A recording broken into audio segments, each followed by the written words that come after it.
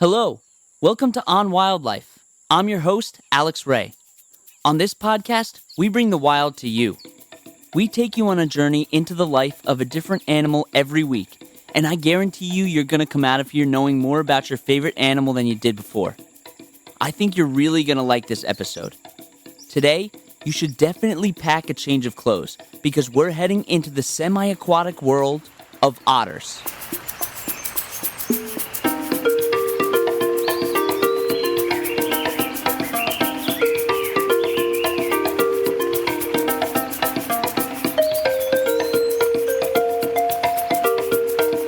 There are 13 different species of otters, all of which are semi-aquatic, and this means that they spend some time on land and some time in the water.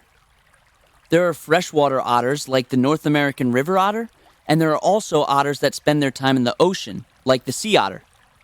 Although most otters alternate between land and water, sea otters actually live almost exclusively in the water. And if you wanted to see an otter in the wild, you could go almost anywhere in the world.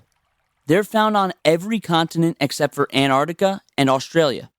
And just by looking at their elongated body shape, you could tell that they're really closely related to weasels. A lot of people think that otters are these small, cute, cuddly creatures, but the giant otter can get up to 6 feet long. That means that if it were standing on its hind legs, it would be about a foot taller than Danny DeVito. And some otter species can live to be about 12 years old in the wild, and even longer in captivity. Not only do they live for a decent amount of time, they've also been on Earth for a really long time. There's evidence to suggest that otters have been around for over 20 million years. A lot of species of otters usually live in dens that were once used by other animals, and they can sleep in these dens or they can sleep on the water, and that leads to pretty cute behavior by them. If otters have to sleep on the water, they hold each other's paws in order to keep from floating away from each other. And this just shows that a lot of otters are very social creatures. Some species of otters live in groups that have around 100 different individuals. All otter species are carnivores, meaning they only eat meat. And they have a metabolic rate 3 times higher than what would be expected of an animal of their size. And this is mostly because their body has to spend a lot of energy keeping them warm because they spend a lot of time in the water. And because their metabolism is so fast, they have to eat a lot of food to make up for it. Otters have to eat around 30% of their body weight in food every day. And they eat so much that it causes a lot of health problems for them later in life. Many otters end up having digestive problems and tooth issues. Otters eat a lot of different types of animals in the water. Giant otters usually eat fish, while sea otters usually eat a lot of marine invertebrates such as sea urchins, starfish, crabs, and clams. And if you thought humans were special because we know how to use tools, think again. Otters can also use tools. A lot of the organisms that sea otters eat have hard shells that need to be cracked. But the otters have found a really interesting solution to this problem. What they'll do is float on their backs, put a rock on their stomach, and smash a shell against the rock until it breaks open. It's not exactly an advanced tool, but it gets the job done. And sea otters actually have a large pouch underneath their armpits where they store their favorite rocks. When otters are hunting for their prey, they have really good eyesight, but they also have whiskers that pick up vibrations made underwater. And this really helps them locate prey, especially in areas where the water is murky and they can't see very well. Some species of otters have retractable claws, just like cats, and they use that to snatch up their prey. Not only that, but they also have an extremely strong bite and sharp canine teeth in order to pierce through fish. But they don't use all of their teeth for catching prey. They also use their front teeth in order to groom themselves. And this grooming process is really important, and we'll talk about that later on in the podcast. Although otters have all these really great adaptations to help them be the best hunters, they can also be the hunted. For example, killer whales are one of the biggest predators of sea otters.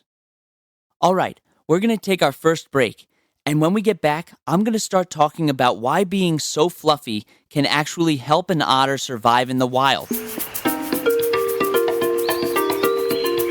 Time for today's trivia question. What is a group of crows called? A pack, B, a horde, C, a parliament, or D, a murder? The answer is D, a murder. Okay, so we're back, and I'm going to start talking about what makes otters so cute and cuddly: their fur. Because otters spend a significant amount of time in the water, the temperatures can get really cold, and they don't have blubber to protect them like dolphins and whales, but they do have really thick fur, and their fur is denser than any other mammals.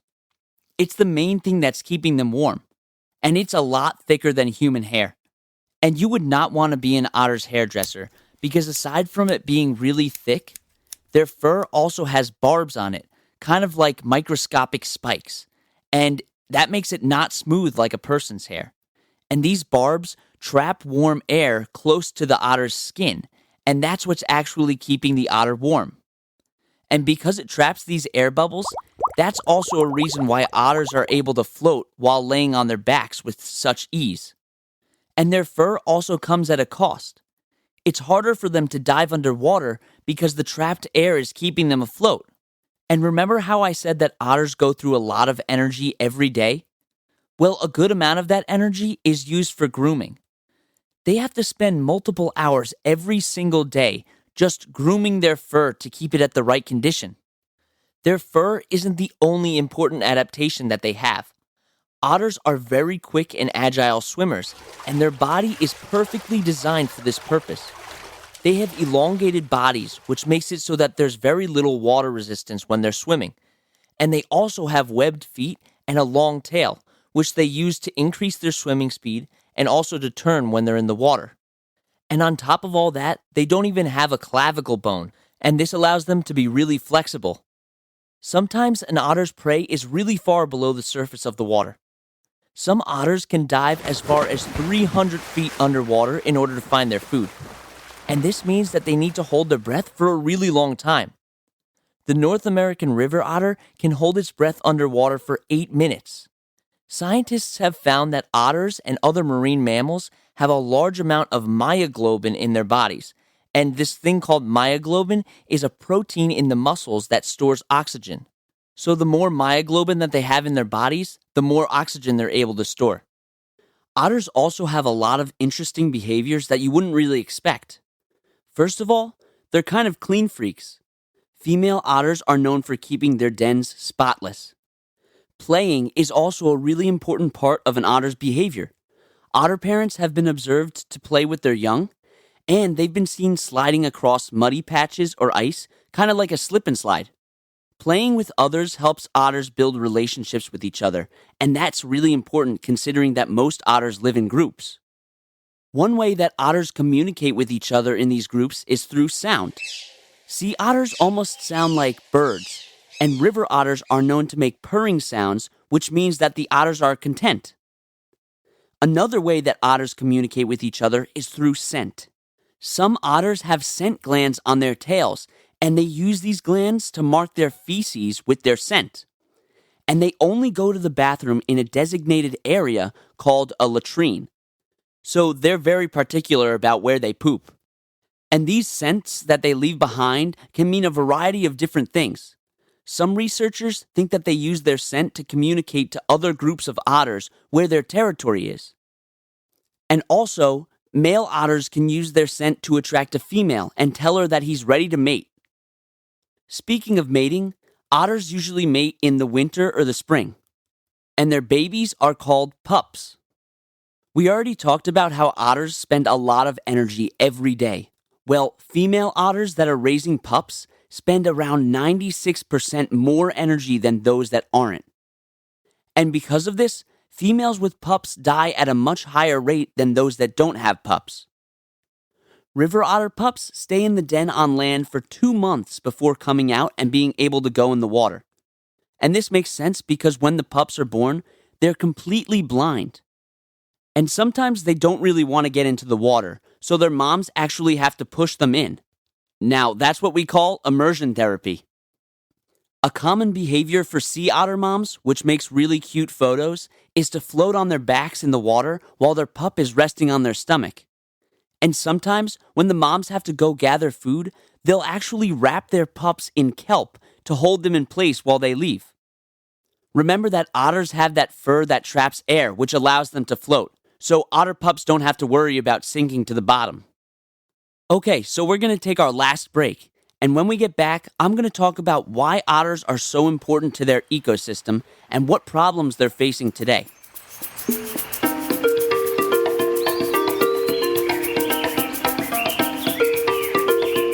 If you want to know more information about otters, or you just want to suggest a new animal for me to talk about, you can email onwildlife.podcast@gmail.com. You can also visit our website at www.onwildlife.org. Okay, so we're back. Not only are otters adorable, but they're also really important to keeping the ecosystem intact. They control the populations of a lot of different animals, and without them, the food web would probably collapse. For example, one of the favorite foods of a sea otter is a sea urchin, and they help to keep the population of sea urchins down. When there are no sea otters to eat them, the sea urchins will eat all of the kelp in the ecosystem. Eventually, there won't be any more kelp. And kelp is really important because it provides shelter for a lot of organisms, including the otters, and it also keeps the ocean from becoming too acidic by taking in a lot of carbon dioxide. The latrines that otters make also help to introduce nutrients on land that promotes the growth of plants. Needless to say, the habitats that hold these otters would most likely fall apart without their presence. And unfortunately, otters are in danger of becoming extinct. Most of the 13 species of otters are endangered or close to being endangered. And this is mainly because of two things. The first being that because otter fur is so thick, it's sought after to make fur coats. Hunting otters for fur was bigger in the 1900s than it is now, but it's still a problem. Water pollution is the second major problem that's hurting otters. Harmful chemicals dumped into waterways can not only impact the health of the otters themselves, but it can deplete their food supply and make it harder for them to survive. Remember that otters need to eat a lot because they have such a high metabolism. If they're not eating every day, they'll probably die. But there are ways that you can help, and you can start by looking at some organizations that are already helping otters. Some organizations that you should check out are Friends of the Sea Otter, International Otter Survival Fund, and Sea Otter Foundation and Trust. Thank you so much for coming on this adventure with me as we explored the world of otters. You can find the sources that we used for this podcast and links to organizations that we reference at www.onwildlife.org. Don't forget to tune in next Wednesday for another episode. And that's On Wildlife.